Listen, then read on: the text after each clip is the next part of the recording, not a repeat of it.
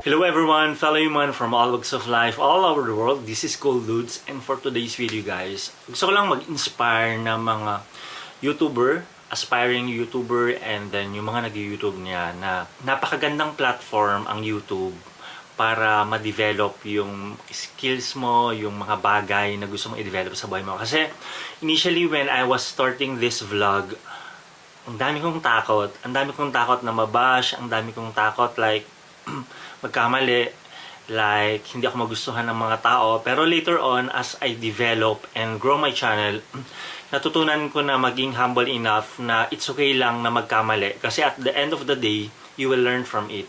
And moreover, dinidiscover ko pa rin kung ano yung mga bagay na pwede kong maitulong sa ibang tao. Kasi last time ang thinking ko is about myself But if you look for the other people na nangangailangan ng tulong or kailangan, like for example, this vlog is more on informative videos. So I'm, as much as possible, nag-upload ako ng mga video na pwede ako makatulong sa maraming tao. And actually, trinay ko na rin na magkaroon ng promo or like pag nag-subscribe ka or nag-share ka ng channel na to or nag-share ka ng any videos, or may mga mechanics ako para sa mga freebies. Kaso talaga, hindi siya effective for me. So, ang decision ko ngayon is to upload lang mga contents na masaya ako. Like for example, nag-tour kami kahapon sa mga malls dito sa Singapore. So, I've decided na, okay, I'm informing my friends na, okay, ito yung mga magagandang bagay na nakuha ko sa pag-YouTube. So, with that, naisipan ko, okay, I will create a content na pwedeng makatulong sa maraming tao. Like, if you are an aspiring to do a video, I would say na umpisahan mo na. Kasi, hindi naman ganun ka-perfect kaagad Hindi ganun kagaling kaagad ikaw makipag-usap sa mga tao. Especially, ang harap mo lang is camera, like this one. So, it's very hard for you initially to, okay, how I can interact people. Tapos, how I can cope up with the challenges. Kasi yung mga challenges sa pagbablog, as I mentioned earlier, is like bashing.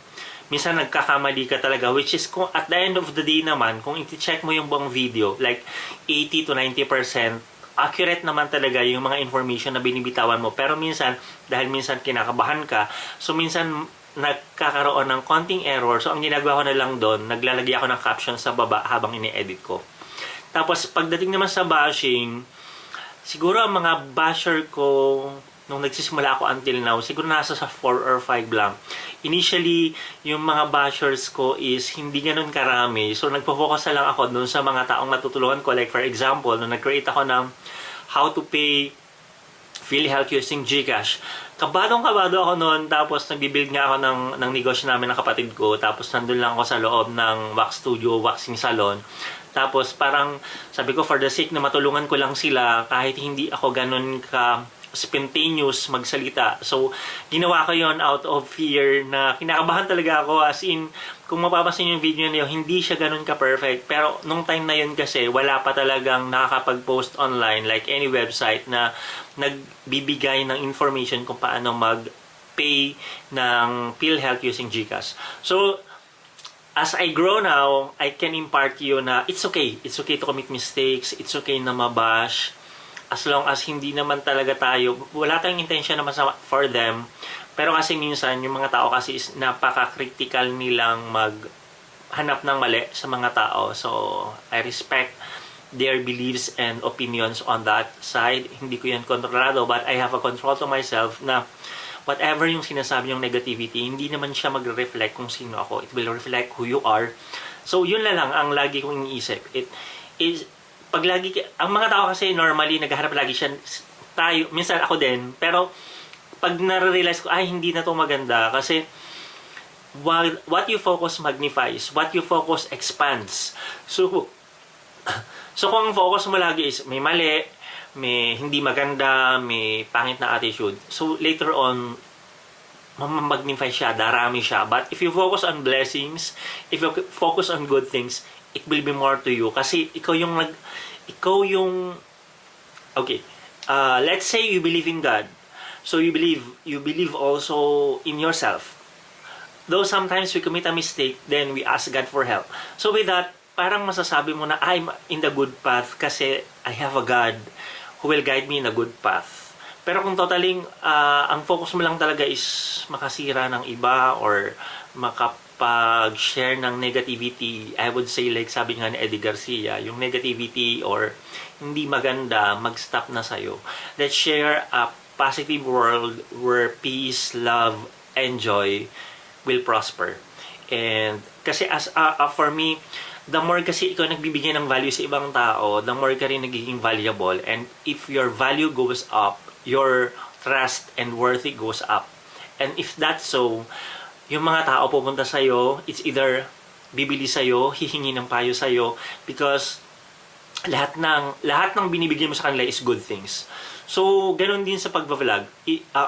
Dun sa mga kapwa ko vlogger, so diretso lang kayo, then as much as you can, do something that will make other people valuable. If you want other people love, then do more videos na makakapagpasaya, kasi kailangan ng mundo natin ngayon ng maraming tao magpapasaya, kasi sabi nga nila dumarami daw yung mga depressed na mga kabataan, ng mga depressed na tao, kasi because sabi nila is more on social media.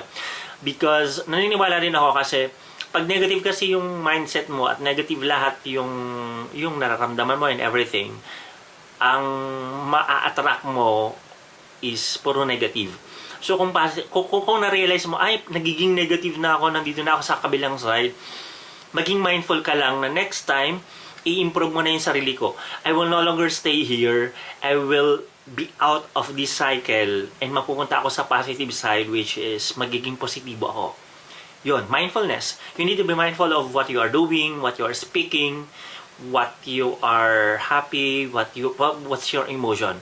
So pag na-realize mo, okay, nandun ako sa negative side, kailangan pumunta ng positive side. Ganun lang. Simple lang naman talaga actually yung buhay. Simple lang ang pagbablog.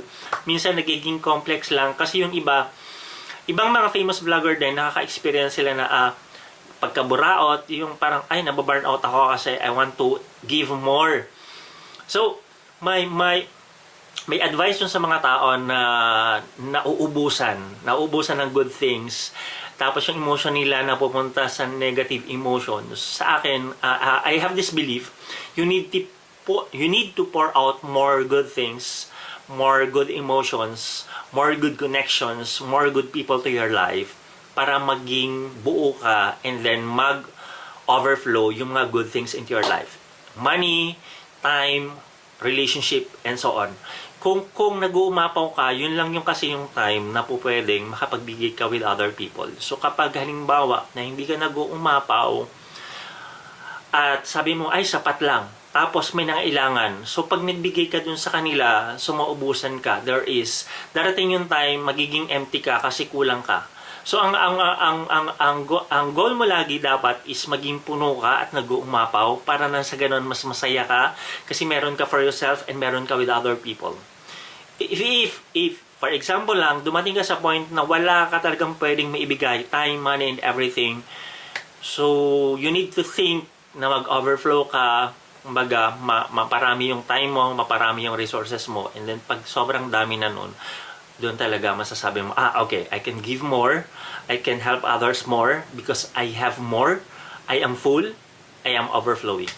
Napakaganda nung sinabi ko, and hopefully maging napakagandang message to with other people, not only on the vlogging industry, on the content creator industry, but for all the people na may mga pinagdadaanan. Kasi isipin nyo lang, darating yung time, nalilipas din yon.